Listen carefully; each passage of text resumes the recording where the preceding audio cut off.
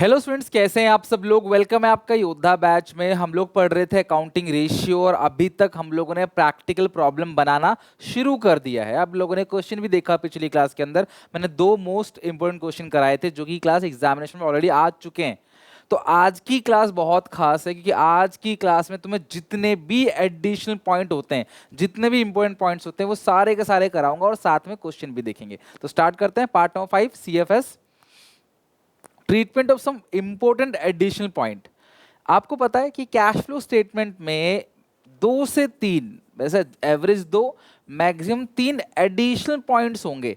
Like एक आपको fix asset account बनाने को आ सकता है, या फिर आपको मशीनरी बिल्डिंग कोई भी फिक्स एसेट अकाउंट हो, या इन्वेस्टमेंट हो, या एक्यूमुलेट डेप्रिसिएशन, या प्रोविजन फॉर टैक्स। सर एक और पॉइंट है जिसको बोलते हैं इंटरेस्ट ऑन डिबेंचर या इंटरेस्ट ऑन लोन, तो वो भी आपको पूछा जा सकता है। तो आओ क्लास एक एक करके जितने भी इंपॉर्टेंट पॉइंट बन सकते हैं वो पहले स्टडी कर लेते हैं, ताकि आगे जब हम क्वेश्चन बनाएं तो उसमें क्लास हमें कोई दिक्कत परेशानी ना आए।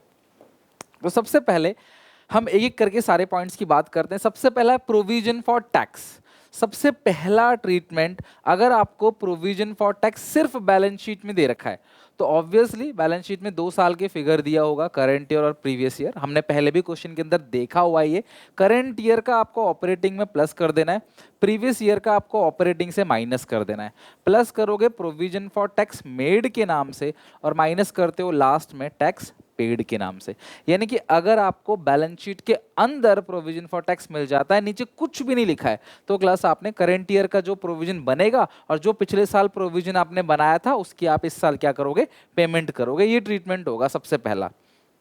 सेकंड, अगर आपको provision for tax balance sheet में मिल जाए और एडिशनल पॉइंट मिल जाए, फिर आप क्या करोगे, फिर आप अकाउंट बनाओगे, प्रोविजन फॉर टैक्स का अकाउंट बनाओगे। अकाउंट बनाने के बाद आपने क्या करना है, जो पेड आएगा टैक्स पेड, वो ऑपरेटिंग से क्या करना है, माइनस करना है, और जो प्रोविजन फॉर टैक्स मेड आएगा वो ऑपरेटिंग में सबसे ऊपर प्लस करना है।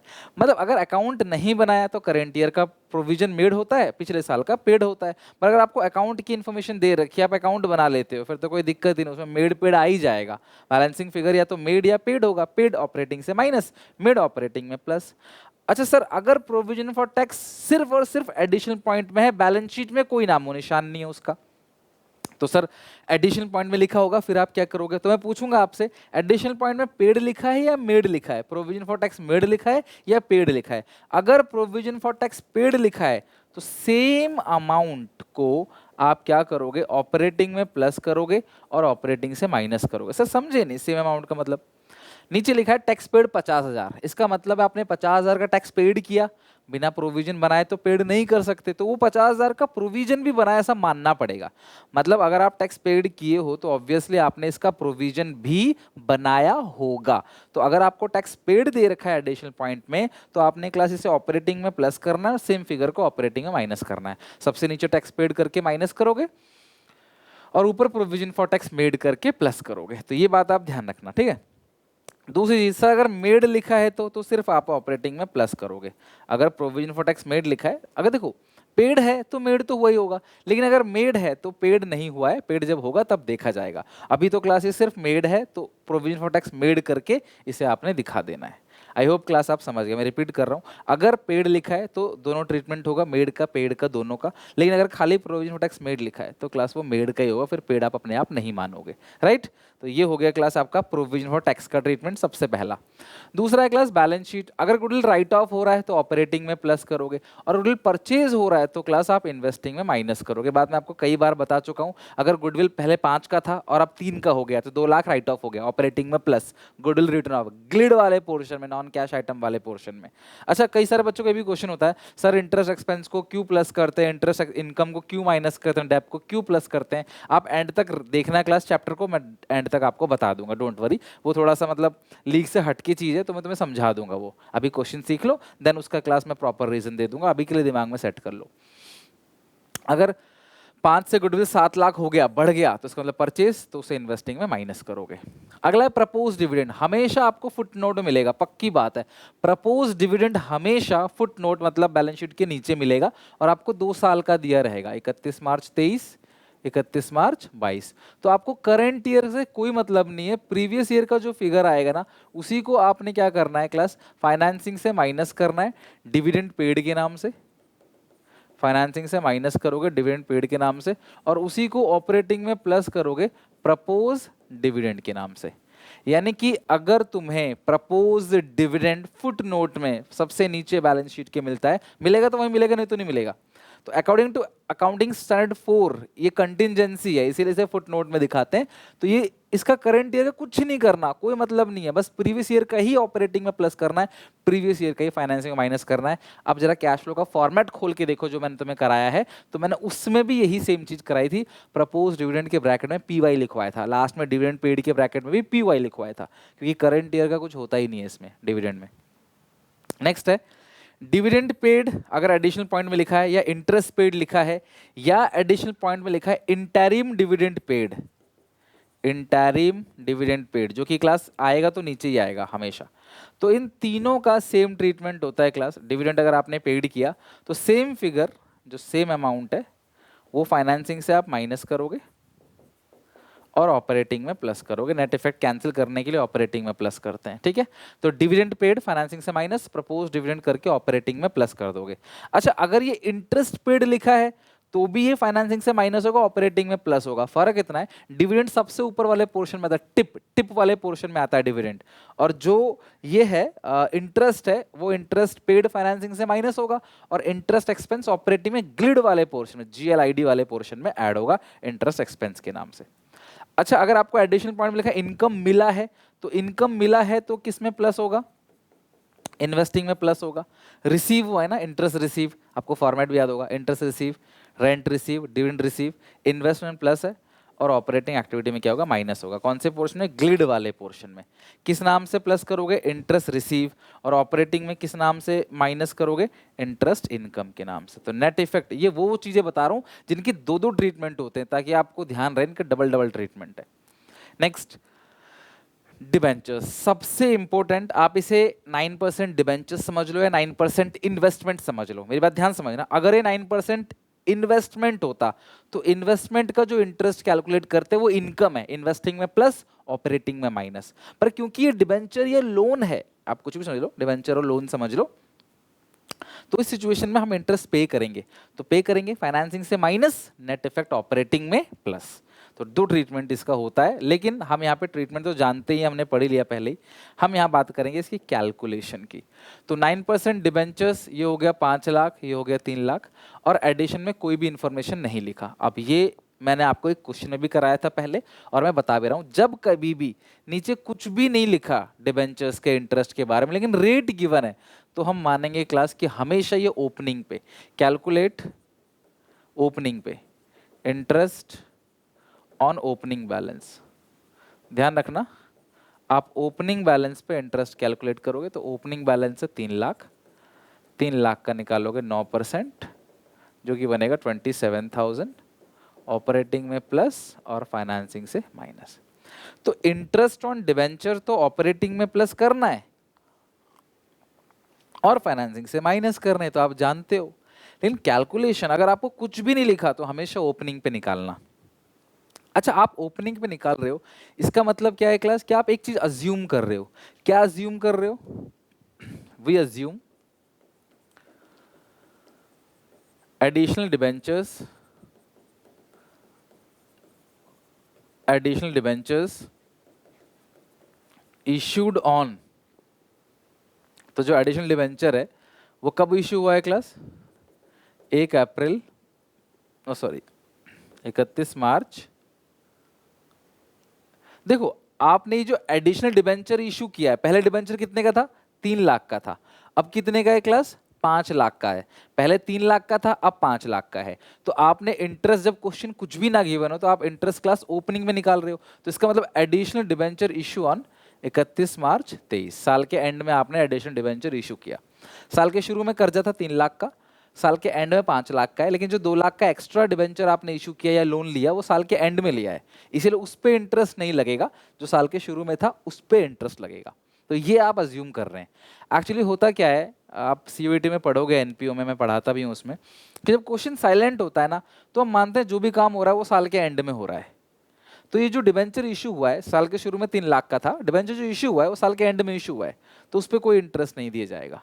समझ रहे हो? वो साल के एंड में हो रहा है ना, उस पर कोई इंटरेस्ट नहीं जाएगा, तो 3 लाख पे। और रजदान मैं बच्चों से कहता हूँ, बड़ा कुछ भी नहीं लिखा तो ओपनिंग पे कैलकुलेट करा करो। कई बच्चे बोलते हैं, 99% बच्चे नहीं पूछते रीजन, बस वो बोलते सर बता दो, क्वेश्चन में कुछ नहीं लिखा। तो भैया आप ओपनिंग पे कैलकुलेट करो। अब अगला सवाल सर अगर क्लोजिंग पे कर दे तो गलत हो जाएगा? नहीं, गलत नहीं होगा, लेकिन फिर आप नोट डालोगे कि वी अज्यूम। अगर आप ओपनिंग पे कर रहे हो तो नोट डालने की जरूरत नहीं है, लेकिन क्लोजिंग पे अगर आपने किया तो आप ये अज्यूम कर रहे हो कि जो 2 लाख के एक्स्ट्रा डिबेंचर इशू हुए हैं वो साल के शुरू में ही हो गए हैं। आप ये अज्यूम कर रहे हो कि साल के शुरू में ही इशू हो गया, जिसकी वजह से आप पूरे 5 लाख पे इंटरेस्ट निकाल रहे हो। तो क्यों नोट लिखना खाम खाम में? जो सब फॉलो करते हैं ओपनिंग, तो आप वही फॉलो करो, आपको नोट नहीं लिखना पड़ेगा, मेहनत बचेगी। तो अगर क्लास एडिशनल पॉइंट में कुछ भी नहीं लिखा है तो वी अज्यूम डिबेंचर क्लास साल के शुरू में ही, इंटरेस्ट साल के शुरू वाले फिगर पे ही निकालना, क्योंकि डिबेंचर एंड में इश्यू हुआ है। तो बस आप ध्यान रखो कि ओपनिंग पे कैलकुलेट करना होता है, चाहे वो लोन हो चाहे वो डिबेंचर हो, ठीक है। अच्छा, अगर केस ऐसा आ जाए कि डिबेंचर शुरू में है 5 लाख के और एंड में है 2 लाख के, और एडिशनल डिबेंचर इशू 31 मार्च 22 को हुआ, साल के शुरू में ही आपने 2 लाख के और इशू कर दिया, तब क्लास आप इंटरेस्ट एंड पे निकालोगे। अब ये बात आप समझ लेना, जैसे तुम्हें अच्छा लगे तुम वैसे लिख लेना। 45,000 और ट्रीटमेंट वही, ऑपरेटिंग में प्लस, फाइनेंसिंग से माइनस। मैं फिर से रिपीट कर रहा हूँ, अगर क्लास आपने, आप खुद सोचो, मेरी बात समझना, साल के शुरू में मेरे ऊपर कर्जा है 2 लाख का, साल के अंत तक 5 लाख का है, मतलब आपने 3 लाख का कर्जा और ले लिया, तो वो 3 लाख तो फाइनेंसिंग में प्लस होगा ही होगा, इशू ऑफ डिबेंचर के नाम से, उस पर कोई दो राय नहीं है। लेकिन ये 3 लाख लिया कब है? क्वेश्चन कह रहा है साल के शुरू में ही ले लिया, इसी डेट को ले लिया, तो 2 था, इसी डेट को 3 और ले लिया, टोटल कितना हो गया? 5, है कि नहीं? आप 31 मार्च 22 भी लिख सकता है, क्वेश्चन इसको 1/4/22 भी लिख सकता है, ध्यान रखना बात बराबर है। 31 मार्च 22 लिखे, 1/4/22 लिखे, बात बराबर है। साल का शुरू, ओपनिंग, तो साल के शुरू में ही तुमने 3 लाख कर्जा और ले लिया, तो तुम्हें पूरे साल 5 लाख का कर्जा तुम्हारे ऊपर है, तुम्हें 5 लाख पे इंटरेस्ट देना पड़ेगा। मेरी बात समझ गए? अब अगर क्वेश्चन कहता है एडिशनल डिबेंचर 31 मार्च 23 को इशू किया, मतलब इस साल के एंड में, तो इंटरेस्ट आप ओपनिंग पे निकालते हैं, वही ऊपर वाला केस। 31 मार्च 23 मतलब इंटरेस्ट ओपनिंग पे निकालोगे। ओपनिंग में कितना है? 2 लाख, 2 लाख का 9% 18,000, यहाँ 2 लाख है, ऊपर 3 लाख था, ठीक है। तो अगर साल के शुरू में इशू किया तो एंड वाली फिगर पे निकाल दो इंटरेस्ट, साल के एंड में इशू किया तो बिगिनिंग वाली फिगर पे निकाल दो। तो थोड़ा बैठ के सोचना कि साल के एंड में इशू किया, बस शुरू में मेरा 1 अप्रैल को मेरे पे कर्जा था 2 लाख का, लास्ट में 5 लाख का हो गया, ये 3 लाख एंड में इशू किया है, तो साल भर तो 2 लाख का कर्जा रहा ना, लास्ट डेट पे ही तो 3 लाख का और लिया है, तो उसमें थोड़ी साल भर का ब्याज रहेगा एक दिन के लिए, तो इसीलिए क्लास आप पूरा 2 लाख पे ही इंटरेस्ट निकालोगे। तो अगर क्वेश्चन कुछ नहीं कह रहा तो ओपनिंग पे कैलकुलेट करो, इशू एंड में हो रहा है या रिडीम एंड में हो रहा है तो बिगनिंग वाले फिगर पे कैलकुलेट करो, इशू या रिडीम बिगनिंग वाले फिगर पे, बिगनिंग में हो रहा है तो एंड वाले फिगर पे कैलकुलेट करो। तो ये पॉइंट ध्यान रखना, मतलब मैं ये जानता हूँ ये पॉइंट आएगा पेपर में, पहले ही बोल रहा हूँ आएगा ही आएगा। अच्छा, कोई डेट आ गई तो 1 अक्टूबर को अगर आपने इशू किया, फिर आप कैसे निकालोगे? यानी कि 1 अप्रैल से लेकर 30 सितंबर तक तुम्हारे ऊपर कर्जा 2 लाख का है, फिर आपने 1 अक्टूबर को और ले लिया 3 लाख रुपए, तो 1 अक्टूबर से लेकर 31 मार्च तक तुम्हारे ऊपर कर्जा 5 लाख का है। पहले 2 लाख का था, 3 और ले लिया, तो कितना है क्लास? 5 लाख। तो 1 अप्रैल से लेकर 30 सितंबर तक आपने 2 लाख रुपए को यूज किए, 2 लाख का 9% 6 महीने का, बिकॉज अक्टूबर तक 6 महीना होता है, 30 सितंबर तक 6 महीना, या 1 अक्टूबर तक 6 महीना होता है, अप्रैल मई जून जुलाई अगस्त सितंबर, तो 2 लाख का 9% 18,000, 6 महीने का बनेगा 9,000। फिर यहाँ 1 अक्टूबर से 31 मार्च, फिर 6 महीने, तो 5 लाख का 9% 45,000, 6 महीने का 22,500, तो 22,500 प्लस ये हो गया आपका 31,500 का टोटल इंटरेस्ट ऑपरेटिंग में प्लस फाइनेंसिंग से माइनस। तो अगर डेट दिया है तो सबसे अच्छी बात है डेट के हिसाब से निकाल लो, कुछ भी नहीं दिया तो ओपनिंग पे निकालो, या एंड में हुआ है तो बिगनिंग पे, बिगनिंग में हुआ तो एंड पे।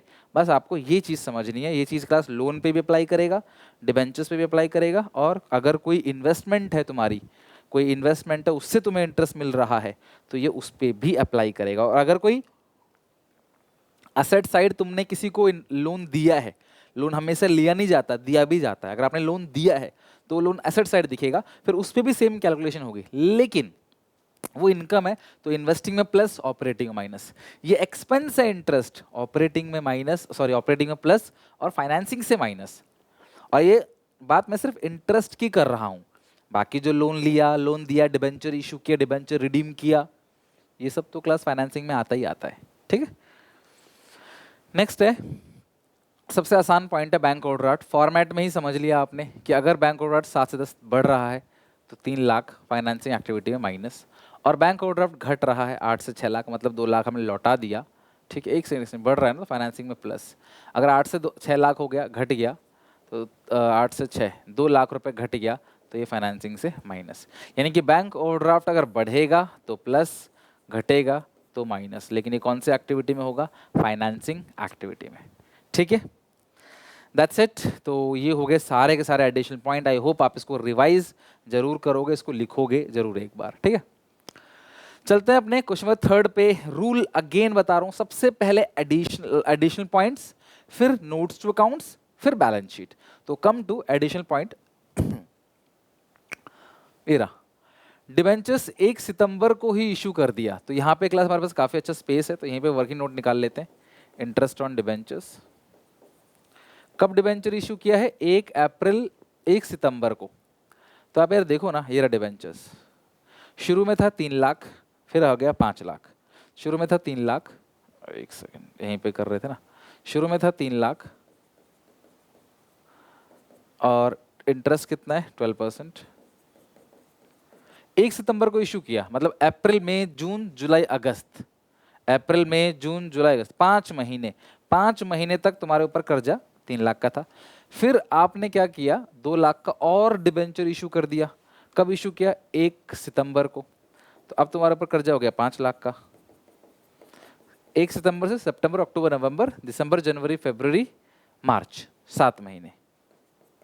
तो ये बन गया क्लास आपका टोटल इंटरेस्ट। कैलकुलेट कर लेते हैं एक बार, जरा करो आप कैलकुलेट। 3 लाख का 12% आएगा 36,000 इंटू 5/12, इट्स 15,000। और इसका बनेगा 5 लाख का 12% 60,000 इंटू 7/12 बनेगा 35,000।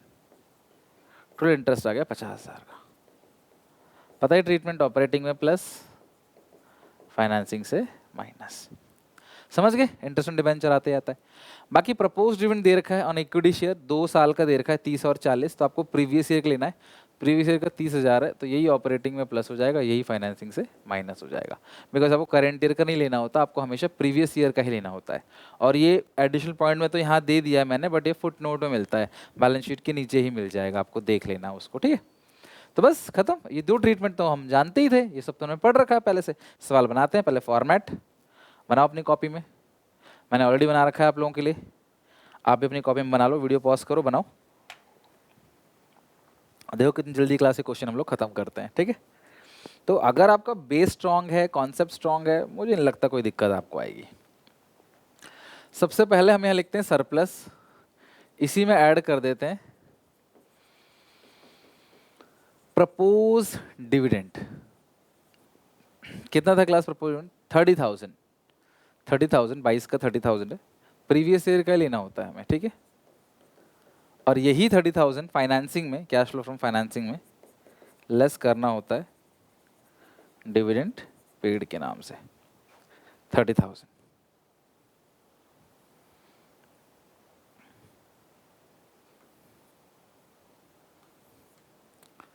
Dividend paid 30,000। समझे बात को? पहला पॉइंट प्रपोज डिविडेंड है ना।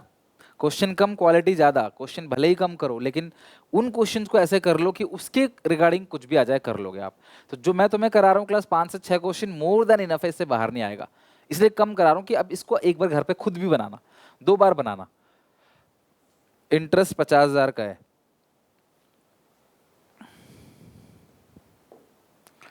इंटरेस्ट पेड फाइनेंसिंग से माइनस, इंटरेस्ट पेड कितना है क्लास? 50,000। और यही इंटरेस्ट ऑपरेटिंग में ऐड हो जाएगा, लेकिन नॉन कैश वाले यहाँ पे बीच में इंटरेस्ट एक्सपेंस, ये नॉन कैश आइटम है। ठीक है, 50,000। ठीक है, इंटरेस्ट का पॉइंट हो गया। अब एडिशनल पॉइंट हमारे सारे हो गए। अब हम नोट्स देखेंगे, ये रहे हमारे नोट्स अकाउंट्स। सरप्लस करंट में से प्रीवियस 320 में से 60 जाएगा, तो कितना है क्लास आएगा? 320 में से 60 घटाओ, 3,20,000 माइनस 60, तो ये आएगा 260। 260 सरप्लस लिखो, 260। सरप्लस को हमेशा बाहर लिखना होता है, 260। नेक्स्ट है general reserve, transfer to general reserve. 60 से 41 हो गया, तो कितना ट्रांसफर किया? 80,000। तो यहाँ लिखो transfer to general reserve. Transfer to general reserve कितना ट्रांसफर किया आपने? 80,000। आ रही क्लास बात समझ? जो ट्रांसफर टू जनरल रिजर्व है वो 80,000 का है। अब आते हैं डिबेंचर। इसका इंटरेस्ट तो हम कर चुके हैं, बस डिबेंचर 3 से 5 लाख हो गया। Issue of debenture 2 lakh financing के अंदर। Issue of debentures add issue of debentures 2 lakh. ठीक है। इशू ऑफ डिबेंचर पहले 3 था, अब 5 हो गया, तो 2 लाख के डिबेंचर आपने इशू कर दिया। अच्छा एक चीज़ और यार, इंटरेस्ट ना कुछ बच्चे ऐसे भी निकालते हैं, अलग तरीके से भी निकालते हैं कुछ बच्चे, यहाँ पे मैंने आपको बताया नहीं, लेकिन कुछ बच्चे ऐसे करते हैं कि सर 1 सितंबर को इशू किया ना, तो 3 लाख पे पूरे साल का निकाल दो, 3 लाख पे पूरे साल का निकाल दो 36,000। फिर जो 1 सितंबर को 2 लाख और इशू किया है तो उसका 1 सितंबर के हिसाब से निकाल दो, 2 लाख का 12%, सितंबर अक्टूबर नवंबर दिसंबर जनवरी फरवरी मार्च, 7/12, 2 लाख का 12% 24,000 इंटू 7/12, ये आ गया 14,000। तो अगर आप इन दोनों को जोड़ोगे 36 + 14 तो ये भी 50 आएगा। तो कैसे भी कर लो आना 50 है। मैथ्स है, अलग अलग तरीका होता है बच्चों का, बट आना सेम ही है। बैंक ओवरड्राफ्ट थोड़ी देर पहले बताया, इंक्रीज तो प्लस, डिक्रीज तो माइनस फाइनेंसिंग में। तो बैंक ओवरड्राफ्ट 73,000 है, 73,000 है। लिखोगे increase in bank overdraft, add increase in bank overdraft, increase in bank overdraft, तो ये हो गया 73,000। टेंजिबल एसेट मशीन, अगेन ये सेम क्वेश्चन है, जहां पे मशीन भी है, डेप है, लेकिन एडिशनल पॉइंट में कुछ नहीं लिखा, तो मशीन को अलग करेंगे, डेप को अलग करेंगे। मशीन 750 से 11 लाख हो गया, तो आपने 3,50,000 का मशीन खरीद लिया, इसका मतलब है ना। तो यहाँ लिखो purchase of machinery, purchase of machinery कितना खरीदा, 3,50,000 का, जो कि नेगेटिव आएगा बिकॉज खरीदा तो पैसा जाएगा। परचेज ऑफ मशीनरी, अच्छा ये सब माइनस करो यार, इंटरेस्ट पेड डिविडेंड पेड ना, सब ब्रैकेट लगाओ, माइनस होगा। ओके अच्छा, फिर डेप्रिसिएशन, डेप्रिसिएशन 1,20, करंट में से प्रीवियस घटाएंगे 1,15, तो पहले 1,15 का डेप था, अब 1,20 का डेप है, मतलब इस साल आपने 5,000 का डेप्रिसिएशन लगाया है। तो ऑपरेटिंग में क्लास यहाँ लिखो, depreciation during the year, during the year 5,000, ठीक है। तो अगर आप देखोगे फिर पेटेंट्स है, तो पेटेंट्स कितना है, गुडविल हो, पेटेंट्स हो, है ना, ट्रेडमार्क हो, कॉपीराइट हो, इंटेंजिबल है, तो ये राइट ऑफ अगर हो गया तो फाइनेंस सॉरी ऑपरेटिंग में प्लस, लेकिन ये परचेज है 170 268, परचेज 98,000 का, तो परचेज ऑफ पेटेंट इन्वेस्टिंग में आएगा 98,000, purchase of patents, purchase of patents, तो गुडविल है, पेटेंट आप खरीदते हो ना उसको, तो क्या होता है क्लास, खरीदने से पैसा जाता है, इसीलिए आपने माइनस कर दिया और वो इन्वेस्टिंग में आता है, ठीक है। तो ये सारे पॉइंट्स देखो हम लोगों ने कवर कर लिया एडिशनल पॉइंट में जितने भी थे। तो अब हमारा क्या बचा हुआ है क्लास, हमारा main balance sheet, liability asset. तो लायबिलिटी एसेट सबसे पहले शेयर कैपिटल, पहले था 580, अब हो गया 790, यानी कि 2,10,000 का इशू ऑफ शेयर, जो कि फाइनेंसिंग के अंदर आएगा। लिखो issue of shares, issue of shares 2,10,000, issue of shares आ गया 2,10,000, ये भी ऐड होगा। नेक्स्ट है रिजर्व एंड सरप्लस हो चुका है, लॉन्ग टर्म लायबिलिटी हो चुका है, short term borrowings note number 3 कर चुके हैं शायद bank overdraft, short term provision note number 4 ये भी हो चुका है, हो चुका है note number 4। Short term provisions कहाँ किया हमने ये, अच्छा ये रह गया ना, देखो ये रहा प्रोविजन फॉर टैक्स, कुछ भी नहीं लिखा प्रोविजन फॉर टैक्स, तो हमने 1/18 क्या कुछ मिस्टेक कर देगा, प्रोविजन फॉर टैक्स ये हमने 1/18 - 46, 72 कुछ किया है 72 का,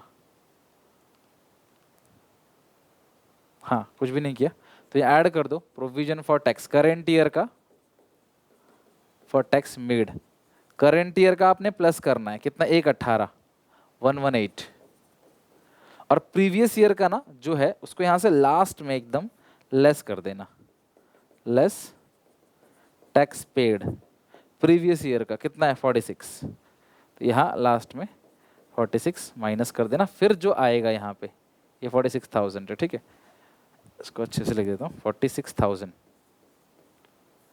फिर जो लास्ट में आपके आएगा ना वो आंसर होगा। नेट कैश फ्लो प्लस का आ रहा है तो माइनस का आ रहा है तो यूज्ड, तो चलो ठीक है, देखो ये हम भूल गए थे बट हाँ अब हमने कर लिया उसको। शॉर्ट टर्म प्रोविजन हमने आई होप सब सही किया है, 1,15 - 42 73, ठीक है, ये रह गया था प्रोविजन फॉर टैक्स, वो हम लोगों ने कर लिया, प्लांट मशीनरी हो गया, सब कुछ हो गया। अच्छा और क्या है यहाँ पे, शॉर्ट टर्म प्रोविजन सारे हो गए, जो नोट्स तो हम कर ही चुके हैं। अच्छा इसके बाद है class asset, plant property equipment note number 5 हो चुका है, इंटेंजिबल नोट नंबर 6 ये भी कर चुके हैं, करंट इन्वेस्टमेंट आएगा नहीं, कैश एंड कैश इक्विवेलेंट आएगा नहीं, ट्रेड रिसीवेबल। अब करंट असेट का रूल क्या है, बढ़ेगा तो माइनस, घटेगा तो प्लस, तो ये इंक्रीज हो रहा है करंट एसेट, कितना 290, माइनस करो increase in current asset, increase in trade receivable जो है कितना है 290, माइनस का 290, इंक्रीज हो रहा है ना, तो माइनस करो, ये खत्म, सारे पॉइंट्स खत्म हो गए। आप चेक कर लो, ये हो गया और कुछ है ही नहीं, ये नोट्स हो गया। तुमने सब कुछ कर लिया, बस हमें टोटलिंग करनी है और आंसर लिख देना है। तो इन सबको ऐड करके लिखेंगे 80,000 plus 118,000 plus 30,000, 228, 260 plus 228 it's 260 plus 228 it's 488। तो ये जो 4,88,000 आया है, ये पता है क्या आया है? ये आया है net profit before tax and extra ordinary items. इसमें ऐड कर दोगे नीचे non cash expense, non cash expenses. तो ये दोनों जोड़ के कितना क्लास आ रहा है 55,000, ठीक है। तो इनको 55 ये हो गया, तो ये आ गया 5,43,000। ये 543 जो है इसको बोलते हैं operating profit, operating profit before working capital changes, ठीक है। फिर 290, वैसे एक ही चीज़ है यहाँ, तो 290 वो लिख दो। तो माइनस करो 290, माइनस करो 46,000, 207,000। तो इसको लिखेंगे, प्लस का आ रहा है, तो net cash flow from operating activity. खाली ऑपरेटिंग मांगता तो इतना ही छोड़ देते, ठीक है। अब इन्वेस्टिंग में भी आप ऐसे ही करना, इन दोनों को आपने ले लेना है 350 और 98, 448 नेगेटिव का, दोनों माइनस में है ना, 458, 448। तो लिखोगे net cash used in investing activities. अब फाइनेंसिंग में 210 issue of shares increase in bank order 73 minus 30,000 dividend paid, 50,000 interest paid plus issue of debentures 2 lakh, 4,03,000। ये भी प्लस का आ गया 4,03,000, 4,03,000। तो इसको लिखोगे net cash flow from financing activities, ठीक है। तो 4,03,000 माइनस 448,000 और प्लस 2,07,000, 1,62,000। तो आप लिखोगे A प्लस बी प्लस सी 1,62,000। अब इसमें आपने ऐड करनी है दो चीज़ें, ठीक है। सबसे पहली चीज़ कैश एंड कैश इक्विवेलेंट, वो भी ओपनिंग, और ओपनिंग मार्केटेबल सिक्योरिटी। पता है ना आपको, कैश एंड कैश इक्विवेलेंट कैसे जो दिया रहता है, ओपनिंग दोनों ऐड करेंगे ए प्लस बी प्लस सी में, वो क्लोजिंग के बराबर आ जाएगा। Opening marketable securities. तो आप ढूंढ लो कहाँ पे, ये रहा करंट इन्वेस्टमेंट 70 और ओपनिंग है 63, 70 और 63, ये है 70 और ये है 63। तो ये ऐड कर दोगे इसको, तो आएगा 2,95,000। तो ये जो 295 है ये किसके बराबर होगा? Closing cash and cash equivalent plus closing marketable securities के बराबर आना चाहिए 295। तो आप देख लो यहाँ पे कितना आ रहा है, करंट इन्वेस्टमेंट है 140 और ये है 155, ये आ गया 295। इन दोनों को जोड़ के आ रहा है 295, जो कि बिल्कुल करेक्ट है। Current investment, closing current investment plus closing cash and bank, उसको भी 295 आ रहा है इनको जोड़ के, और इसकी टोटलिंग भी जो है वो 295 आ रही है। आप चेक कर लो 295।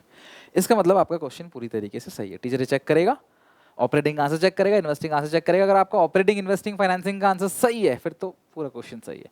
और गलती जनरली ऑपरेटिंग में होती है, तो अगर किसी का ऑपरेटिंग सही है तो उम्मीद है फाइनेंसिंग, इन्वेस्टिंग भी सही होगा। इन क्वेश्चंस को अपने आप फिर से प्रैक्टिस करना, ये नहीं कि मैंने करा दिया और अभी हो गया। एक बार घर से फिर से बनाना इसको बिना देखे पूरा का पूरा क्वेश्चन। क्वेश्चन तो आपको एसपीसीसी ऐप पे, टेलीग्राम में मिल जाता है ये सब। तो क्लास आप ट्राई जरूर करना, और आप और कॉन्फिडेंस रेज करने के लिए अपनी बुक का कोई भी क्वेश्चन बना सकते हो चाहो तो। ओके, चलो आज के लिए इतना ही क्लास। आज हमने क्वेश्चन भी देखा, साथ में बहुत सारे इंपॉर्टेंट पॉइंट्स भी देखे। अभी क्वेश्चन का सिलसिला खत्म नहीं हुआ, आगे और क्वेश्चन बनाएंगे, फिर लास्ट में छोटे छोटे क्वेश्चन वन मार्कर बनाएंगे, देन इस चैप्टर को खत्म करेंगे। तो आई होप आपको अच्छा लगा होगा, चैप्टर सीखने को मिला होगा। अगर आपको अच्छा लगा तो प्लीज़ अपने दोस्तों में भी शेयर करो। कुछ सीखने को मिला, मुझे सपोर्ट करना चाहते हो तो लाइक करो, सब्सक्राइब करो, और कमेंट जरूर करना कि कहाँ तक हुआ है, कहाँ प्रॉब्लम आ रही है, अपनी बात बताओ मुझे, सो दैट क्लास मैं उसको सॉल्व कर सकूँ। मिलते हैं नेक्स्ट वीडियो में, till then take care, bye bye.